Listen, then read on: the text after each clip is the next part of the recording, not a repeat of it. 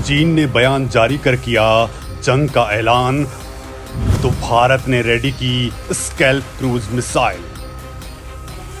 500 kilometre दूर से भारत लगाएगा चीन पर निशाना। समंदर पर चीन को राख करने रवाना हुआ आईएनएस रणविजय।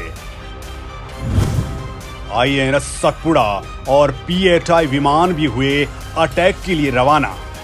दोस्तों, भारत और चीन को लेकर अब टेंशन बढ़ती जा रही है। एलएसी पर भारत और चीन के बीच जारी विवाद के बीच कई दौर की बातचीत फेल हो चुकी है। कोई नतीजा निकलता नहीं दिखाई दे रहा है। पूर्वी लद्दाख में जारी तनाव के बीच भारत और चीन के साथ 13वें दौर की वार्ता पूरी तरह से फ्लॉप हो चुकी है।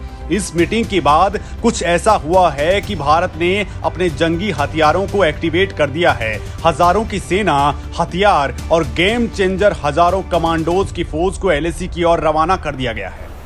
वहीं दोस्तों, भारत की इस तैयारी को देख चीन के होश फाख्ता हो गए हैं। उसे भारत की ऐसी जंगी तैयारियों से अब डर लगने लगा है। तभी तो उसने भारत को अब धमकियां देना शुरू कर दिया है। जब दोस्तों 8.5 घंटे चली उसकी बातचीत में कोई हल निकलता नहीं दिखाई दिया, तो वहीं चीन इस पूरे मसले पर अब गीदड़ भभकियां देने पर लगातार उतारू है। चीन ने आधिकारिक रूप से एक लेख छापकर कहा है कि भारत जिस तरह से बॉर्डर चाहता है उसे कभी नहीं मिलने वाला है। चीन की ओर से यह भी कहा गया है कि भारत के साथ युद्ध होता है तो उसकी हार निश्चित होगी। इस लेख को पढ़ने के बाद चीन की बौखलाहट को आसानी से समझा जा सकता है, क्योंकि ये उसके सरकारी भोंपू ग्लोबल टाइम्स ने लिखा है। दोस्तों, भारत के साथ चीन ने एक कमांड को उतार दिया है जिसका नाम है पश्चिमी थिएटर कमांड। जी हां दोस्तों, ये वही कमांड है जो कुल मिलाकर 3 बार भारत के हाथों पिट चुकी है और जिसके एक कर्नल को पेंगोंग झील के पास हुए दूसरे संघर्ष में पीठ दिखाकर भागने पर चीनी राष्ट्रपति शी जिनपिंग ने कोर्ट मार्शल कर दिया था। उससे अब भारत के साथ युद्ध करने के लिए उतार दिया गया है। अब चीनी सेना के इसी पश्चिमी कमान के प्रवक्ता ने कहा है कि भारत को हालात का गलत अंदाजा नहीं लगाना चाहिए। इसने धमकी दी है कि भारत चीन से पंगा लेकर सही नहीं कर रहा है। यानी चीन को अब भी भ्रम है कि चीन भारत को आसानी से 1962 के युद्ध की तरह हरा देगा। लेकिन दोस्तों, उस वक्त चीन ने हिंदी चीनी भाई भाई का नारा देकर भारत की पीठ में धोखे का खंजर उतार दिया था। लेकिन अब भारत बदल चुका है। अब भारत चीन पर ना तो भरोसा कर रहा है और ना ही एलएसी पर अपनी सेना को वापस बुलाने वाला है, क्योंकि जरूरत पड़ी तो लाखों की सेना चीनियों की हड्डियां तोड़ने के लिए मौजूद है। दोस्तों, चीन ने बयान देकर कहा है कि भारत चीन और अमेरिका के बीच दुश्मनी का फायदा उठाना चाहता है। साथ ही चीन की ओर से यह भी कहा गया है कि भारत सीमा विवाद को लंबे वक्त तक खींचता रहेगा। चीन की ओर से जिस प्रकार से धमकी भरे लहजे का इस्तेमाल किया गया है और कहा गया है कि गलत अनुमान लगाने से बचना चाहिए, हकीकत में तो यही बात चीन पर सटीक बैठती है कि उसको गलत अनुमान लगाने से बचना चाहिए और उसे ये नहीं भूलना चाहिए कि अब भारत 1962 वाला नहीं है। अब दोस्तों, मोदी का भारत है। अब चीन की धमकियों को देखते हुए भारत ने तगड़ी तैयारी कर ली है। भारत ने 500 किलोमीटर दूर से ही चीन पर एक ऐसा ब्रह्मास्त्र तान दिया है जो सैकड़ों किलोमीटर दूर से ही चीन की खटिया खड़ी कर देगा।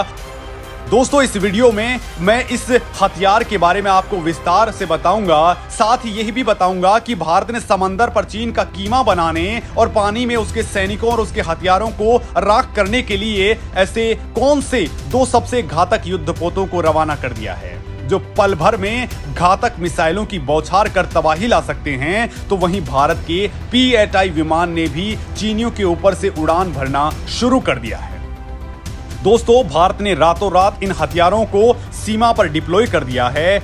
मैं आपको वीडियो में मोदी सरकार द्वारा अचानक की गई इन्हीं युद्ध की तैयारियों के बारे में बताने वाला हूं, जिसके बाद पूरी दुनिया की नजरें अब भारत पर गड़ चुकी हैं। लिहाजा वीडियो को पूरा देखिए। अगर इस मामले में आप क्या कुछ सोचते हैं मुझे कमेंट लिख करके जरूर बताइएगा। गलवान की मार से अब तक नहीं उबर पाया चीन, अब आसमान से चीनी सैनिकों को तबाह करेगा भारत। भारत ने तैयार की सबसे घातक स्कैल्प क्रूज मिसाइल।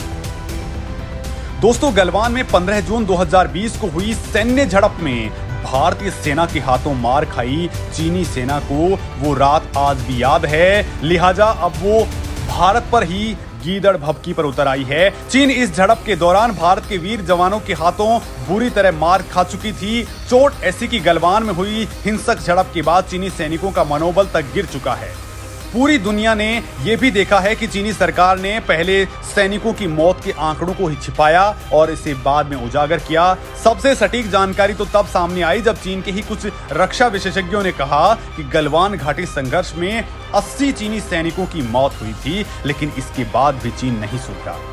दोस्तों, भारत ने जिस प्रकार की तैयारी की है उसके बारे में जानकर ही चीन पसीना पसीना हो रहा है, क्योंकि दोस्तों भारत वो काम कर रहा है जिसे करने के लिए चीन के हथियार दम तोड़ देते हैं और चीनी सैनिकों का हौसला जवाब दे देता है। भारत के पास वो ताकत है जो चीन के पास नहीं है।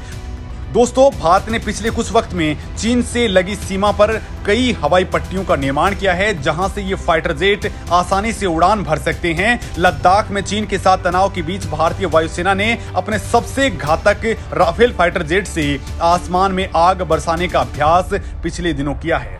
यही नहीं, वायुसेना ने पहली बार राफेल के ब्रह्मास्त्र कही जाने वाली स्केल क्रूज मिसाइलों की तस्वीरों को भी दुनिया से साझा कर दिया है। स्केल क्रूज मिसाइल करीब 500 किलोमीटर की दूरी तक दुश्मन को तबाह करने का मादा रखती हैं और इसी वजह से इसे युद्ध का नक्शा बदलने वाली मिसाइल कहा जाता है।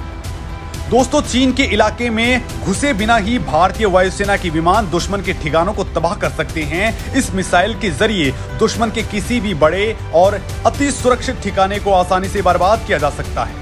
अब राफेल लड़ाकू विमान इन्हीं स्केल क्रूज मिसाइलों के साथ एक्टिव मोड में है। जरा इशारा मिलते ही राफेल लड़ाकू विमान दुश्मन खेमे में खलबली मचाना शुरू कर देंगे। ऊंचाई वाले इलाकों में भारत को हराना नामुमकिन, कई गुना बढ़ चुकी है भारत की सैन्य ताकत। दोस्तों, एलएसी पर एक से बढ़कर एक एडवांटेज भारत के पास हैं। एलएसी पर चीन तो क्या, दुनिया का कोई भी देश भारत को नहीं हरा सकता है। ये बात अमेरिका ने भी मानी है। अमेरिका के वॉशिंगटन में एक नई अमेरिकी सुरक्षा केंद्र की हालिया रिसर्च में कहा गया है कि भारतीय सेना ऊंचाई वाले इलाकों में लड़ाई के मामले में बेहद माहिर है। चीनी सेना उसके सामने फटक तक नहीं पाएगी। अगर चीन ने वहां पर भारत के साथ उलझने की कोशिश की तो भारत चीन को आसानी से हरा देगा। तो वहीं दोस्तों, दूसरी ओर कंबोडिया में वियतनाम के सैन्य हस्तक्षेप के जवाब में चीन ने 1979 में महीने भर तक युद्ध किया था।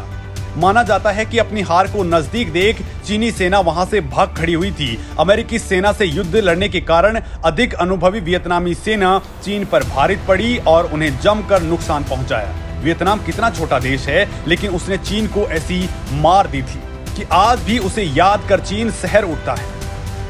दोस्तों, चीन हर बार अपनी विशाल सेना को लेकर डींगे हाँकता रहता है, लेकिन दोस्तों चीन की सेना की संख्या भ्रामक भी हो सकती है। चीन अपनी सेना को लेकर जो संख्या बताता है उसमें बहुत बड़ा झोल है।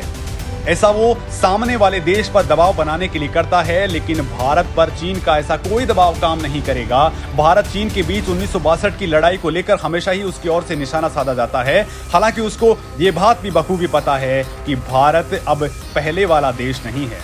इतना ही नहीं, 1962 के केवल 5 साल बाद ही भारत चीन को हरा भी चुका है और इतने वर्षों में तो भारत ने सैन्य ताकत कई गुना बढ़ा ली है। भारत के पास अब ना तो हथियारों की कमी है और ना ही बॉर्डर तक पहुंचने के लिए सड़कों की। भारतीय बेड़े में कई मिसाइलें और अत्याधुनिक फाइटर जेट शामिल हो चुके हैं, जिसका अंदाजा इस वक्त चीन को भी है। वहीं अब मौजूदा वक्त में भारत की विदेश नीति बेहद शानदार है। चीन को इस समझ लेना चाहिए कि युद्ध जैसी परिस्थिति पैदा होती है तो उसके खिलाफ कई ऐसे देश भारत के समर्थन में आ सकते हैं। अमेरिका, ब्रिटेन, फ्रांस और ऑस्ट्रेलिया ये वो देश हैं जो भारत का सीधा समर्थन कर रहे हैं। इसमें से भी कई देशों के साथ चीन के रिश्ते फिलहाल बेहद खराब हो चुके हैं। वहीं दोस्तों, कोरोना के समय चीन की बेहद खराब इमेज दुनिया के सामने बन चुकी है। अधिकांश देश इस वक्त चीन को शक की नजरों से देखते हैं। वहीं चीन के पड़ोसी देश सिर्फ भारत ही नहीं, दूसरे भी उसके रवैये से परेशान हैं। चीन की ओर से इस बार कोई हिमाकत की जाती है तो उसका जवाब मिलना तो तय है। चीन से भिड़ने को तैयार हुआ आईएनएस रणविजय, आईएनएस सतपुड़ा और पीएटाई भी हुआ रवाना। दोस्तों, अब तक आपने जो बात सुनी वो एलएसी की थी। जहां भारत के हथियार और सैनिक चीनी सैनिकों पर टूट पड़ने को आमादा हैं, वहीं भारत की तैयारी समंदर पर भी शानदार है। भारत अपने दोस्त देशों यानी कि अमेरिका, जापान, ऑस्ट्रेलिया के साथ चीन को अपनी ताकत का एहसास करवा रहा है।